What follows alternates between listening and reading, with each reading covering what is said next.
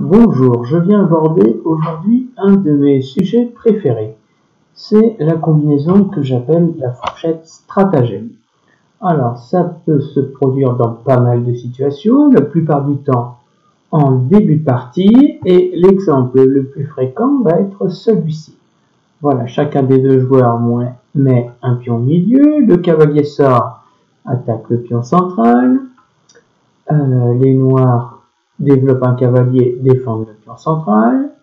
Quand le fou maintenant se développe sur la case C4, nous entrons dans la très fameuse partie italienne. Et parmi les bonnes réponses dont disposent les noirs ici, ils peuvent jouer le coup cavalier F6. Alors, cavalier F6 est un bon coup de développement.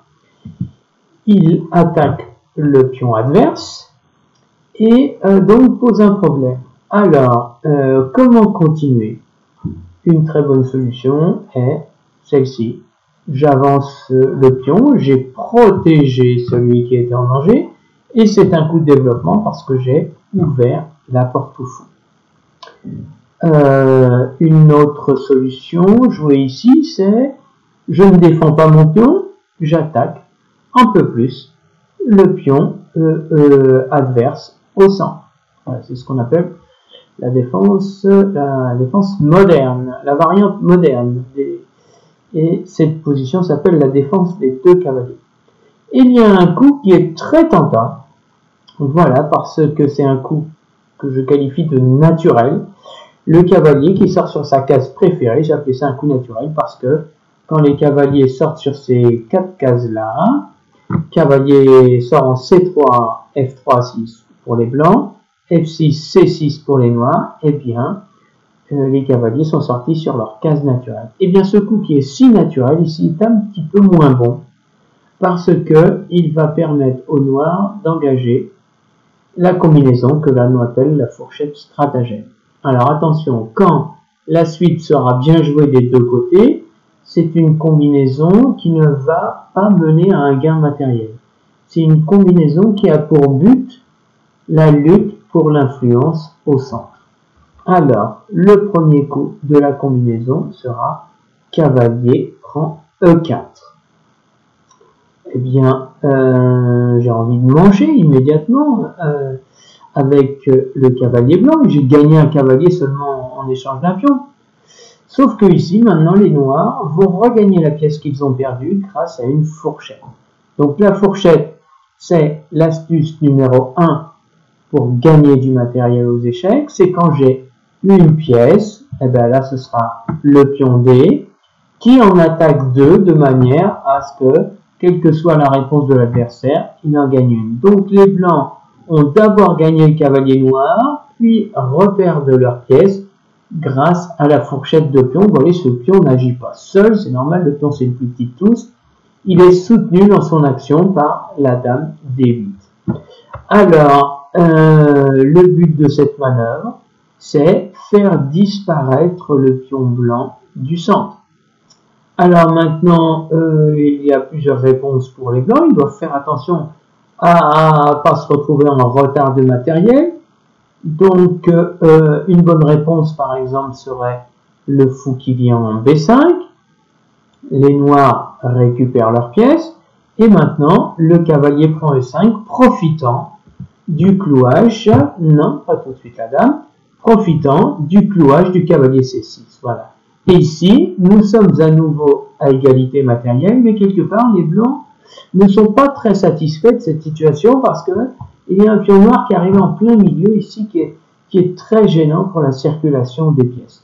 Alors, les noirs ici doivent faire attention parce que il y a deux attaques contre le cavalier C6 pour une seule défense, mais par exemple, ils ont à leur disposition le très bon coup dame D5 qui attaque simultanément les deux pièces.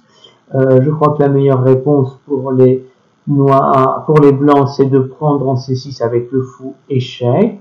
On prend du pion, puis maintenant on met un pion D4 pour protéger le cavalier qui est attaqué. Et cette position comporte des avantages et des inconvénients pour les noirs, mais finalement plus d'avantages que d'inconvénients. Ils ont un pion en plein milieu là qui gêne la circulation des pièces blanches. Ils ont la paire de fous. Si un fou et un cavalier valent pareil, deux fous, quand ils travaillent bien en équipe, sont souvent un petit peu plus forts qu'un fou ou un cavalier, ou que deux cavaliers, surtout en fin de partie. Et là, par exemple, le fou pourrait venir sur cette case là où il est un petit peu gênant parce que vous savez que quand il surveille la case F1, le roi blanc n'a pas le droit de faire le roc. Le roi ne peut pas traverser une zone d'échec. Donc, première position qui serait plutôt favorable au noir. Et deuxième cas serait donc notre position où s'est produite la fourchette stratagème, c'est celle-ci. Le cavalier a pris E4, les blancs reprennent, et maintenant, après D5, les noirs regagnent leurs pièces. Un autre essai intéressant serait de reculer le fou en D3. Vous savez que dans cette situation, le fou n'est souvent pas très bien placé parce qu'il ne doit pas bloquer le pion central, parce que la circulation des pièces se fait beaucoup par le centre, donc mes pions centraux doivent être libres de leur mouvement. Mais les noirs doivent absolument récupérer la pièce qu'ils ont perdue. Le fou reprend. Et vous voyez ici, je suis content quand j'ai les noirs parce que j'ai un pion en plein milieu. Et la circulation des pièces noires est nettement plus favorable que celle des pièces blanches. Les deux fous ont leur plus grande diagonale entièrement ouverte. La dame regarde déjà très très loin. Donc, si on arrive dans cette position-là, avec un jeu blanc, ça devrait aller, mais les noirs ont réussi leur début, ils ont égalisé. Il faut bien se dire que au début de la partie, le fait d'avoir commencé la partie donne un avantage aux blancs. Après quelques bons coups comme ce qui s'est passé, eh bien, on a au moins égalisé. Alors, une fois qu'on connaît l'idée de la fourchette stratagème, il y a un autre essai possible qui serait, alors on retourne à notre position clé ici, qui serait le cavalier a pris E4. J'ai compris maintenant avec les blancs, je n'allais pas gagner un cavalier gratuit ou juste en échange d'un pion, mais que malgré cette combinaison, on allait se retrouver à égalité matérielle. Alors je peux faire un autre choix, je me dis, je vais donner une des deux pièces qui sera mangée de manière à embêter mon adversaire.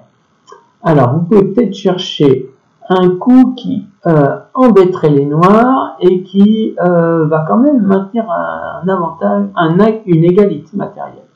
Alors vous pouvez mettre la pause et chercher un petit peu, et je pense que certains d'entre vous auront pensé au coup fou prend F7 échec.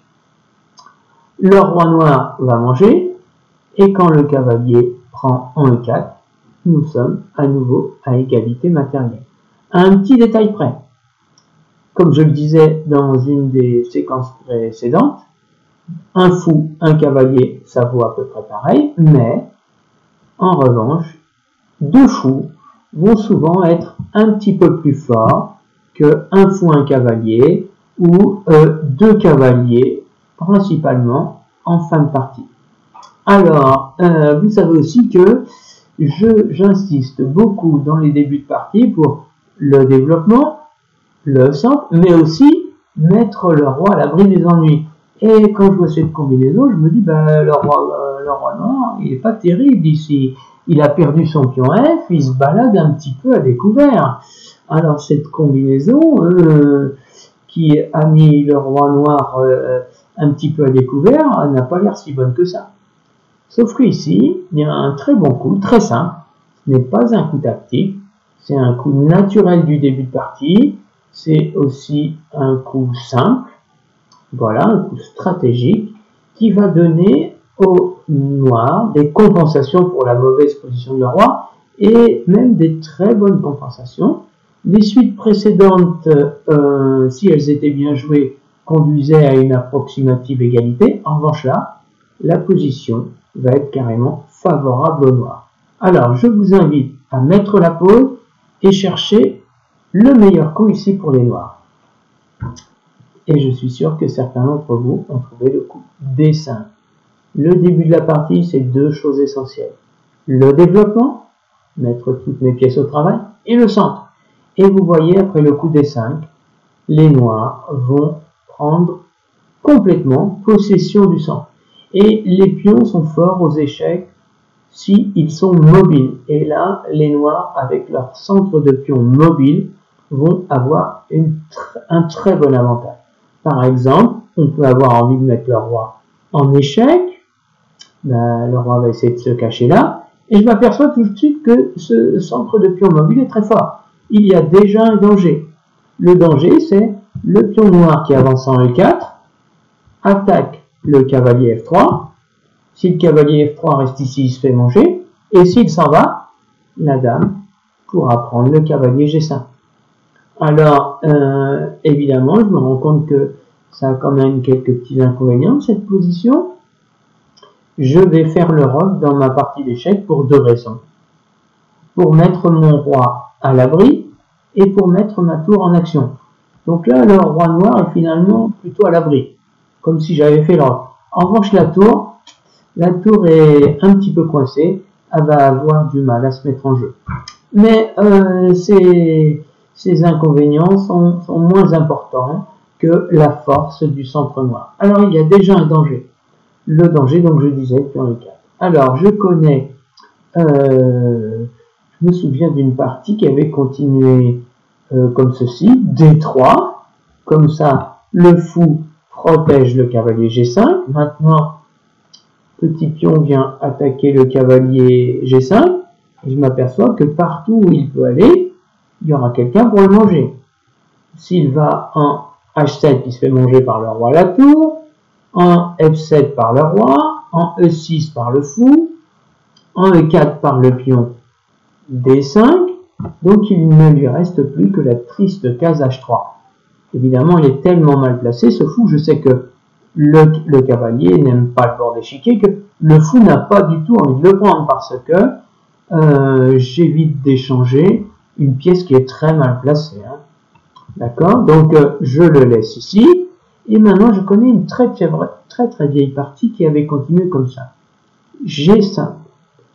Je crois que c'est une partie d'Emmanuel Lasker, qui a été champion du monde il y a très longtemps. G5 contient une idée très simple. Les noirs veulent avancer le pion en G4 et faire une fourchette. Ils ont une autre idée. La tour qui n'est pas sortie, eh bien, va pouvoir aller vers le centre, ou vers cette colonne qui est très très longue déjà, en passant par la case H7. Alors, je peux me permettre de jouer autant de coups de pion, parce que habituellement, c'est des coups qui vont mettre mon roi en danger, parce que les noirs ont un très bon contrôle du centre. Alors, dans cette partie, pour parer le danger de la fourchette, les blancs n'avaient pas trouvé mieux que de ramener le cavalier là. Alors, je m'aperçois qu'il y a vraiment des choses qui ont cloché dans le jeu blanc. Le cavalier vient sur une très mauvaise case. C'est le cavalier qui était parti de la case B1. Il a joué 1, 2, 3, 4, 5 fois pour arriver sur une très mauvaise case. Il est sur le bord d'échiquier où il ne fait pas grand chose. Il gêne le développement des autres pièces blanches et il ne fait rien. Donc, je me souviens que la partie avait continué, je crois, par tour H7, et la tour était venue au milieu, hein, sur la colonne F, et quand toutes les pièces noires ont enfin pris une bonne place, eh bien, Lasker avait choisi le pion E ou le pion D avait avancé au centre et avait lancé très rapidement une attaque décisive. Donc, deux idées très importantes pour le début de la partie, le développement et le centre.